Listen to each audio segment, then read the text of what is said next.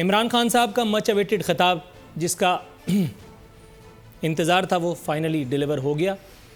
As expected Imran Khan साहब match winner तस्लीम कर लिए गए। तारीफ़ वो होती है जो आपका सबसे बड़ा नाक़िद, सबसे बड़ा तनकीद करने वाला करे।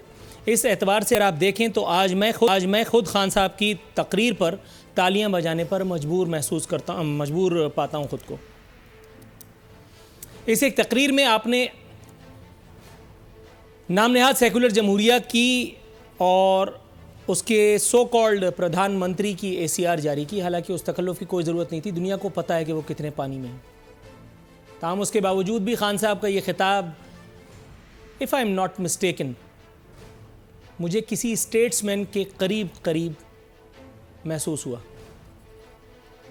आपको शायद ऐसा लग रहा होगा मैंने PTI ज्वाइन कर ली है दीगर एंकरान कराम की तरह, बहुत सारे एंकरान कराम की तरह, लेकिन ऐसा नहीं है। ना मेरी इस हुकूमत से या किसी भी हुकूमत से कोई दोस्ती है, ना कोई दुश्मनी। तनकीद बरा इस्लाह का राइट मैं हमेशा से महफूज रखता हूँ।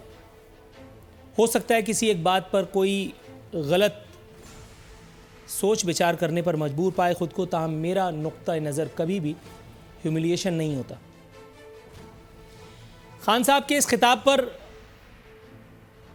बहुत सी किताबें लिखी जा सकती हैं। अगर आप मुझसे पूछिए तो मेरे अपने एतबार से, मेरे अपने हिसाब से खान साहब ने वो जो एक जुमला कहा, मेरे लिए वही काफ़ी था। There is no god but one, अल्लाह काफ़ी है। इस पूरे खिताब में इंडियन आंटियों का चेहरा देखने से ताल्लुक़ रखता था। गो कि काफ़ी प्लेन फेस लेकर के वो बेचारी बैठी हुई थी, लेकिन खान साहब ने ठीक ठाक डैमेज कर ही दिया। बहुत दुरुस्त तबसरा DGI-SPR का था कि एक और सर्जिकल स्ट्राइक आज इंडिया पर खान साहब ने फरमा दी। मुत्तफ़िक़ पाता हूँ मैं अपने आप को इस एक राय से। ताहम न जाने क्यों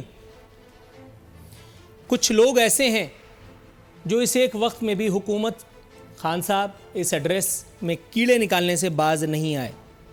जेल की चार दीवारी के पीछे से राना सनाउल्लाह साहब की आवाज़ आई। कहते हैं अगर मसला कश्मीर तकारीर से हल होना था तो बहुत पहले ऐसा हो चुका होता। मैं भी इस बात से मुत्तफ़िक़ हूँ हुज़ूर। पूछना यह था कि आप 3 मरतबा हुकूमत का झूला झूल चुके, आपने ऐसा क्यों नहीं किया कि कश्मीर आज़ाद हो जाता? मुनासिब नहीं थी ये तनकीद। और इस एक वक्त पर हज़रत बिलावल फरमाते हैं कि खान साहब दुनिया के सामने मौसर अंदाज में मसले कश्मीर को पेश न कर पाए। मैं भी यही सोच रहा था कि आपका बयान आ गया। मुझे याद आया उस दौर में कि जब पप्पा जानी मुल्क पर मुसल्लत थे सदर पाकिस्तान के तौर पर। उस एक वक्त में भारतीय प्रधानमंत्री उस वक्त के डॉक्टर मनमोहन सिंह के बगल में बैठकर उन्होंने कश्मीरी दहशतगर्दों को लफ्ज़ इस्तेमाल किया था। वो कश्मीरी जो मुजाहिदीन थे, वो मुजाहिदीन जो हमारे थे, उन्हें कश्मीरी दहशतगर्द का लफ्ज़ पहली मरतबा, तारीख़ में पहली मरतबा किसी पाकिस्तानी सदर, किसी पॉलिटिकल पार्टी के सरबराह ने इस्तेमाल किया था। अब आप भी कहेंगे हुजूर मत कहिए, ये काम आप मुझ पे छोड़ दीजिए। इस वक्त हमारे मीडिया में और इंडियन मीडिया में भी, इंडियन मीडिया में ज़्यादा कोहराम मचा हुआ है। वहाँ कुछ ऐसा लग रहा है कि जैसे अल्लाह ना करे माज़अल्लाह मौत मैयत का सा समा है। मोदी महाराज आए, अपनी एक रटी रटाई तकरीर की, उसके बाद वो दाल पे ऐन हो गए। खान साहब की तकरीर 1 घंटे पर मुहित थी, लेकिन इस 1 घंटे में उन्होंने कई डायमेंशंस को, कई एस्पेक्ट्स को कवर किया।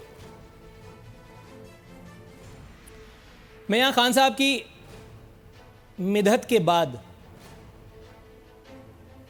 ये बताना निहायत ज़रूरी समझता हूँ, बल्कि मैं इस बात का कायल होने लगा हूँ कि मीडिया ट्रिब्यूनल अब कायम हो ही जाने चाहिए।